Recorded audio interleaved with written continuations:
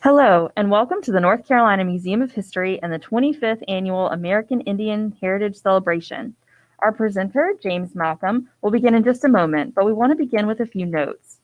Remember to ask questions in the chat, and we'll do our best to respond to them and share with our presenter. We have many additional resources about AI in North Carolina on our website, nc-aihc.com. We would like to thank the following sponsors of the North Carolina Museum of History Foundation for helping to make this event possible.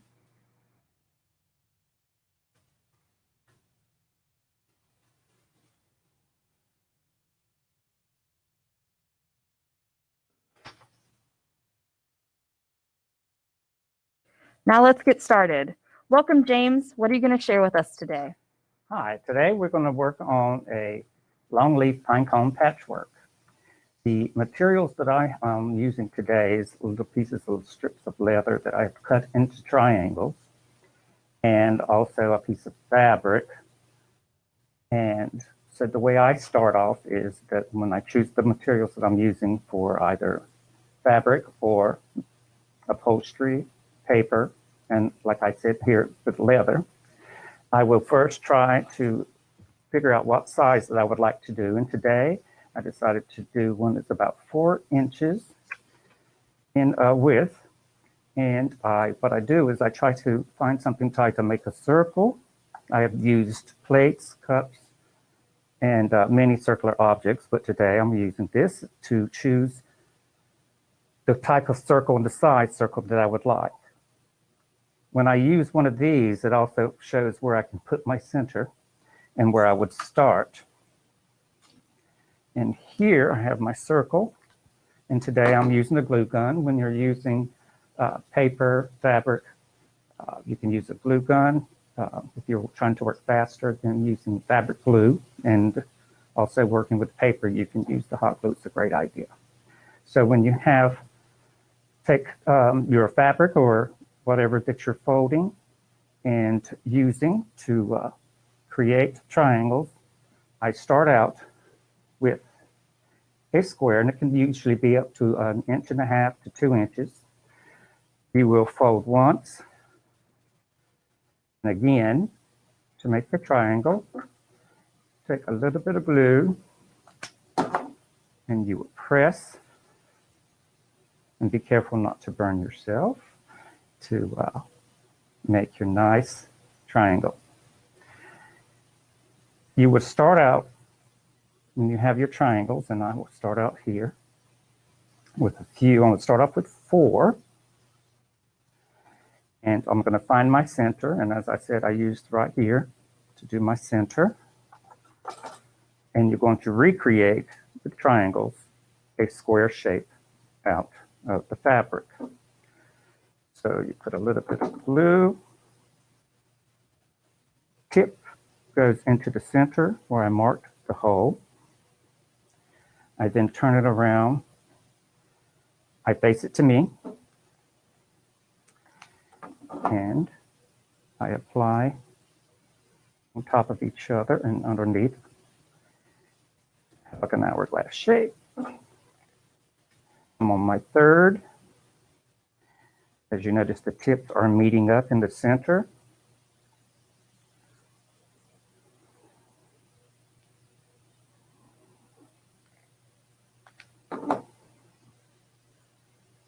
And now I have another square shape. The next step is what we call these with rows. This would be considered the first row. The second row, I'm going to choose a different color and texture to create my second row. And all I'm going to do is put a little bit at the bottom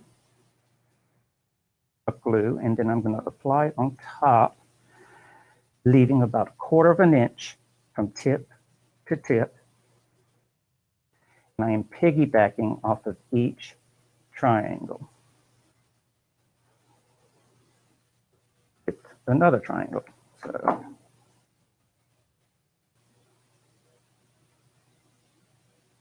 as you're doing this, you should be applying the glue at the very base of the triangle on the opposite side, the side that you're laying down. And you are trying to line up tip to tip to where it's straight line. And also from tip to here, it's very straight, trying to keep the same distance. It is important to do that so that it is not looking awkward at the end of when you're finished and completed your patchwork. So you got your 4 there. We're still on the second row. Now we're going to try to cover up these areas here with the same color of fabric. I happen to be using, again, leather. And as you see, it's lining up tip to tip. And either from the angle that you are working, you can either see like a W. And if you flip it around, I have also an M. So it's very important to have those in even. If you're working with fabric and some other things that won't fold very nicely for you, you will have a little bit of variation at the tips where they touch. So I continue with my second row.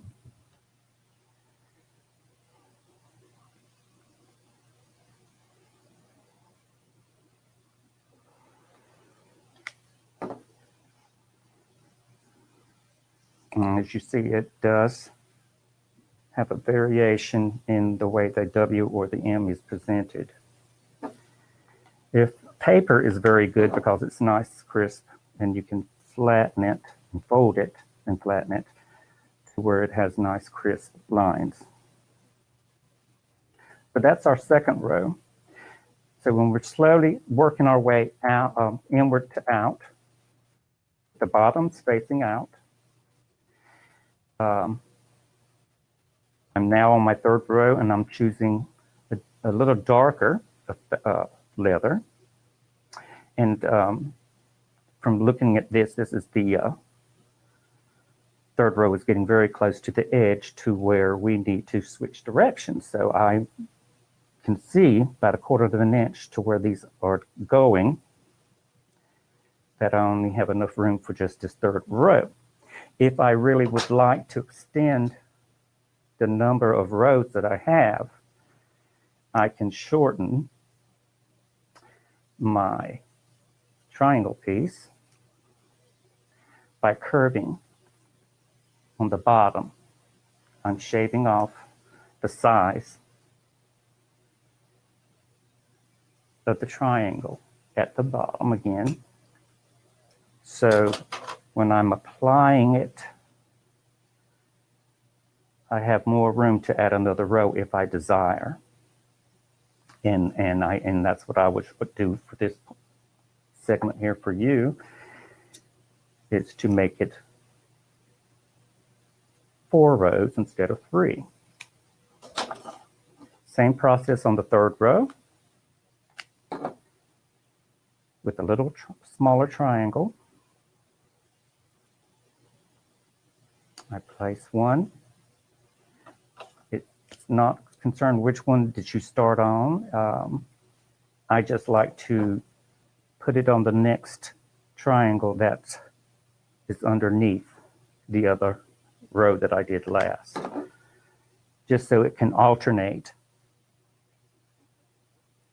the triangles from where they're presented and placed. You have to be very careful with the hot glue if you've never used one before. You don't want to try to work over your work because it may drip on top.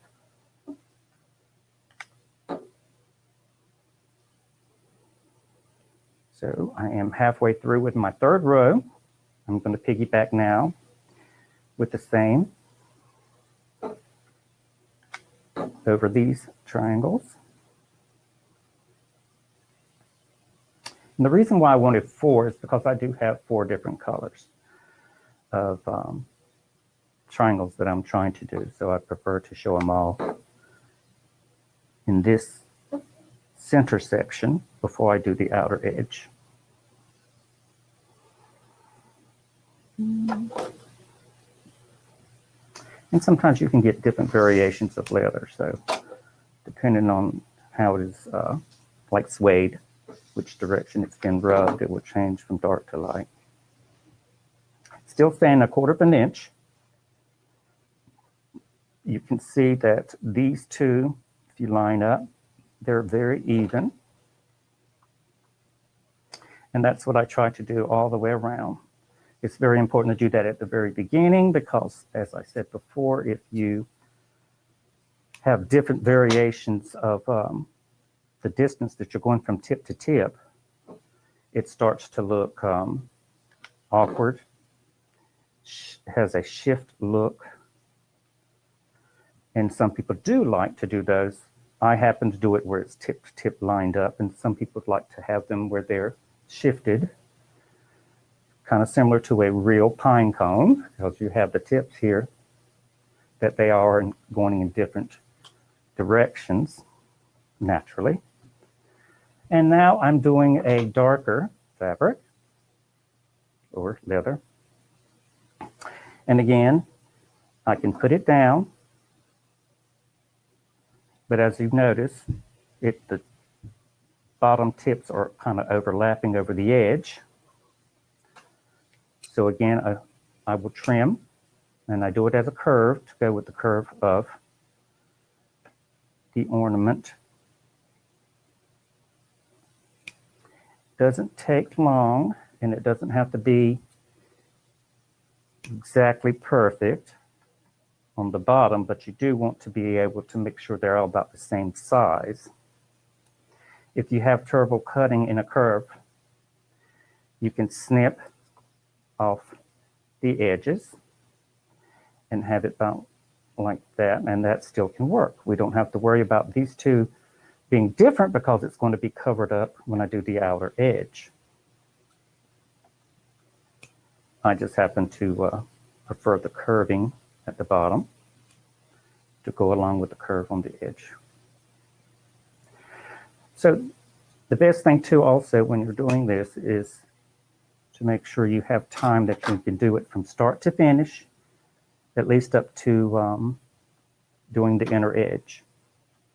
So to make sure I don't overdo, I will, like I said, place them on top of here after I cut them to see if I have enough. Clear my area. Then I can take them off and start with my 4th row. On my 4th row, again, I like to alternate to see the one that was underneath, not the one on the very top. This gets confusing for you. You can just go around and start doing the next one and not have to do every other one. You can go ahead and lay that down. And if that makes it easier for you. And what I like for you to look for is still putting the glue on the very bottom tip so it makes contact with the base. You see a nice V or an angle of a tip for you. And to make sure that it's all nice and even, still staying the same distance away, tip to tip, to where it's lined up straight in a row.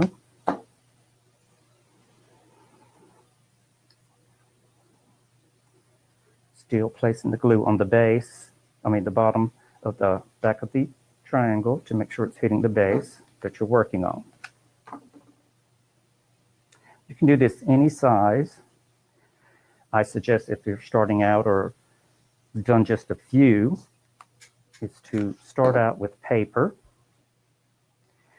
If folding and gluing is an issue, you can just take paper and just cut out triangles of the size that you want, and you just make sure they're all the same. You can cut strips and cut them into squares, and then you will take your square and you can cut it in half and then cut in half again, and you will have 4 triangles out of this one square, which definitely gives you more material to work with if you're limited on supplies. So here we go. We're on our fourth row, completing with 2 more triangles. And I happen to cut one of those a little too short, so I'm going to make another one.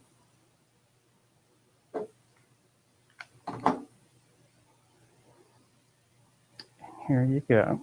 So we have this top. You don't have to worry about the glue string. If you can't get it all off when you're done, you can just take a blow dry on a medium or light setting, and it will take care of those little strings. Okay, so we got our center done. Now we're going to work on the outer edge. And I like to work, I'm working backwards, since I like to do 4 rows on the outer edge. And so I'm going to use the 4 colors that I already have chosen. And I like to work backwards. Or in my case, this here, from the position that you're viewing, we'll start off with the last row. It's going to be the fabric and the medium, light, and the dark leather. So I work backwards. So what I do, I can plan so I don't make a mistake. Whatever was last will be the first that I apply on the back row. Then this color, and then the darker color, and then the fabric. So now that I have 1/4 inch left, as you can see, I have 1, 2, 3, 4, 5, 6, 7, 8 triangles in each row, except for the center, which was 4. If you'd like to have another layer, which is like on this second row of the same fabric that you have in the center, that is fine. I do that quite a bit. As you can see here, I have 4 on the bottom center row, and the second row I have the same color, which happens to be suede. And it just adds more interesting look in the center, and it pulls out that fabric more for you to kind of tell the patterns that may be in it, or just the color to have it more impact in the center. So since I'm going to work backwards, the last one I put on would be the first. But very carefully, start from one end of the back of the triangle, at the bottom, very thin layer of hot glue. I'm creating another square, and this is facing me. From where you're looking at it, it looks like it's upside down, possibly, but for me, I have everything facing this way, where I work from the top instead of from the bottom. Then I can make sure that I visually prefer this, because it creates the square for me the way I like it, and it comes out more even for me and not crooked or slanted. So I have put on my 8. Like I said, I'm just creating another square with the triangles, and I'm trying to make sure these tips do not overlap. If it does, it's still okay. If you're working to making an ornament, you can always add something else on the back. This happens to be, again, leather. And you can see that there's the same, I'm trying to create the same distance with each one of these, just like you see here. So if I had it straight with a ruler, you can see how they line up, and it's not going in many different unleveling directions. So I continue to add. This is my bottom row heading in the opposite directions with my triangle to create the outer edge. If you're looking in the center like you do in a pine cone, and this is a longleaf pine cone, is the center here is similar to this, is what it's representing, and you see each layer as it comes out and widens. The outer edge is representing the bottom, and it just looks better too when it's all using the same size triangles. Still notice I have the same distance. The edges are, the tips are not going over the edge. I'm still keeping it on the outer edge.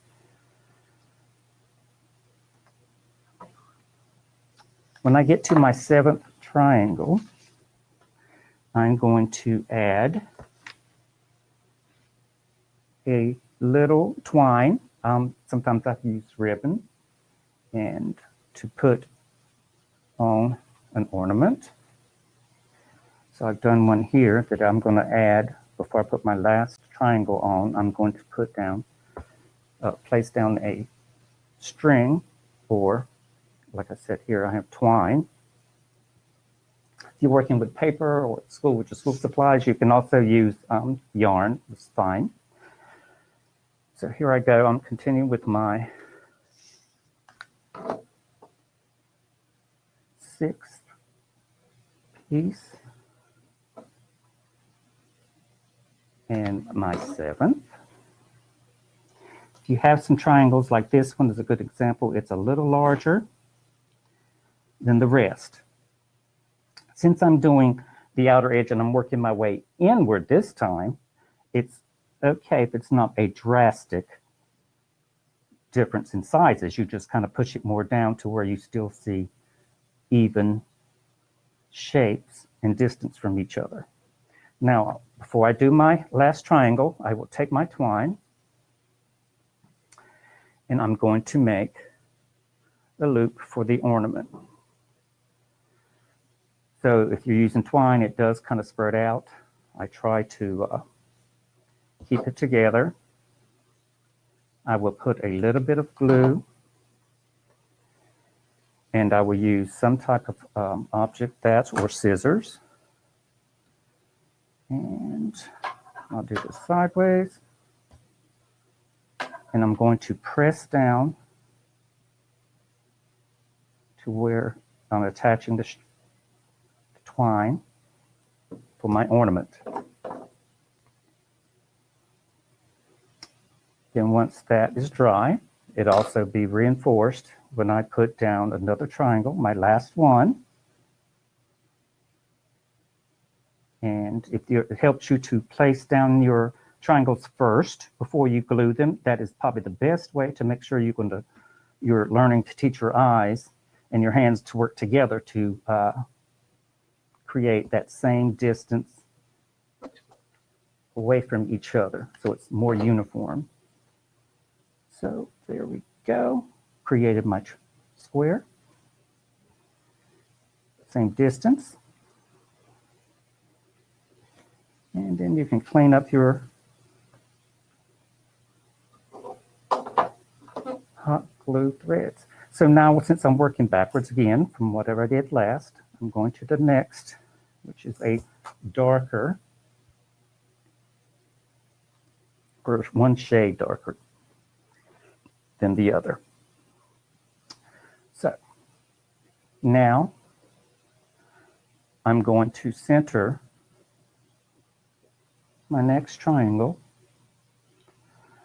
on top of these, and what I do, I'm going to work in between the last triangles that I did on the first outer row.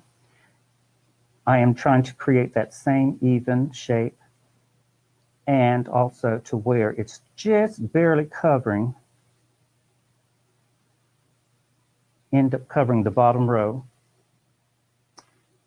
at its bottom or base of that triangle.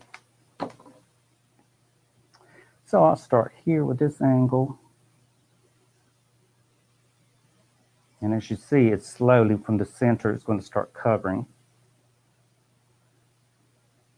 And I have the tips to either it can be straight, or you can have it out just a little bit further, because the third row that I will put on will cover that if you make any mistakes. So it's kind of forgiving if you're using the same size triangle. So it's very important to either use, if you're using paper, to use a cutting board that measures for you and have all the same size squares. And then when you cut that in half, you'll have your same size triangles. So it's just like a little star coming out. If you're doing an ornament, it's important to do the whole bottom base if you can.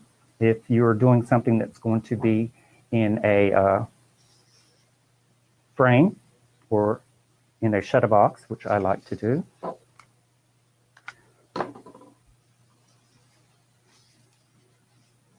And you will continue going around. Your next row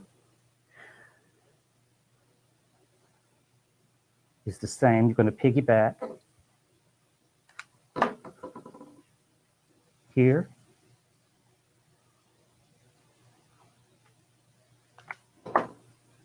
Here, and you will go all the way around to finish that third row. 1, 2, and you can use these same colors. I like to alternate using the same colors. If I said I like to work backwards, inwards, since these two colors are a lot alike, to get it to show you how far or the difference on each row, I use this dark one again. Once I complete that third row, I go back and I add my last row of fabric that I wanted to use. I'm not going to finish all the way. I'm going just to show you how to place it again. Any mistakes on the bottom, which this happens to be a fabric, a tie that I had did, it's kind of has some ragged edges, but it's going to be covered up with my next step that I'm going to show you. So you'll continue going all the way around with your first row, second row. I started on the third and fourth. And as you can see here, I have the first row, second row, and third row that I'm going all the way around in a circular motion. And I'm going to do a larger piece to show you how what I do last once I have all my 4 rows completed. As you notice, these are flashing out. And then when I like to do something to separate the 2 directions of the fabrics or paper, I will take a little bit of hot glue and using these long leaf pine cone tips that I cut off from the pine cones. I like to use some garden shears and carefully cut the blade away from you. I start cutting off the tips. Clean pine cone. And I will shave off the bottom to just only show the shape of the tip of the pine cone. And I glue and I start placing them side to side until I'm all the way around. And to show one the drastic contrast between black and white, I have one here. These I didn't actually make contact with each other. My goal on this piece here is to have them cover any of the bottom tips of the triangle. This happens to be, it's black and white, and I painted the pine cone tips just to stay with the color scheme of black and white. James, that's incredible. We've got about 2 minutes left. Can I ask you a couple of questions about Sure. your craft? Yes. So how did you learn how to do this? My niece was wearing a regalia. That's what they placed these on at the time that I saw about 10 years ago. And I saw it on her regalia. It was very colorful. The one that she had, the edges of the pine cone tips or the triangles was beaded on the edge. But I loved the design, and I just fell in love with it the first time I saw it. It was very colorful. So I looked at it for quite a while and then went home and decided to try to pop it out. And I started out with paper first, and then I got to scrapbook paper and then fabric. That is so cool. So how do you design each piece? Do you use any particular method, or do you just let it come to you as you're working, or?